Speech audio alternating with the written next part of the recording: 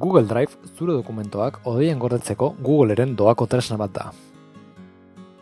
Baliatzeko, irubebikoitz.google.com webgunean sartu behar gara eta saioa hasi behar dugu. Ezinbestekoa da Gmail kontu bat edukitzea. Halakorik ez badaukazu, bat sort dezakezu. Nola sortu Gmaileko posta kontu bat bideoan azaltzen dizkizugun pausoak jarraituz.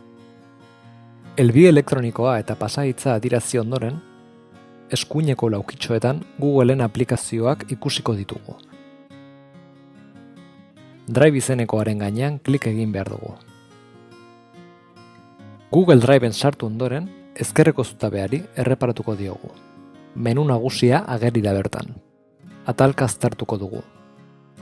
Nire unitatea izenekoan gorde nahi ditugun fitxategiak eta karpetak sort ditzakegu. Hori egitea oso erraza da. Berri aukeran klik egiten badugu, zenbait aukera dituen azpimeru bat irekiko zaigu. Karpeta berri bat sortzea. Gure ordenagailutik fitxategiak edo karpetak kargatzea, edota askotariko fitxategiak sortzea. Google dokumentu bat, kalkulu horri bat, aurkezpen bat, inprimaki bat edo bestelako bat. Adibidez, testu fitxategi bat sortuko dugu. Google dokumentua aukeraren gainean klik eginez. Beste edozer testu prozesadorek bezala funtzionatzen du, Worden antzera. Dokumentuari izen bat eman ondoren, idazten has gaitezke. Driven ez dira aldaketak gorde behar. Hodeiko biltegiratzea denez, automatikoki gordetzen dira. Inorekin partekatzen ez badugu, geuk soilik izango dugu dokumentu horretarako sarbidea. Partekatzeko, partekatu izeneko eskuineko aldean dagoen botoi urdinean, egin behar da klik. Dokumentua zer helbide elektronikorekin partekatu nahi dugun adieraziko dugu. Gogoratu Google helbideak izan behar direla. Ondoren, adierazi behar da zer baimena izango duten. Dokumentua irakurtzeko soilik, iruzkinak egiteko edota editatzeko. Bidali sakatuko dugu, eta amaitu badugu leihoa itxiko dugu. Lehen esan bezala, dokumentuak antolatzeko karpetak ere sor daitezke. Egin klik berria aukeran. Sakatu karpeta eta eman izen bat.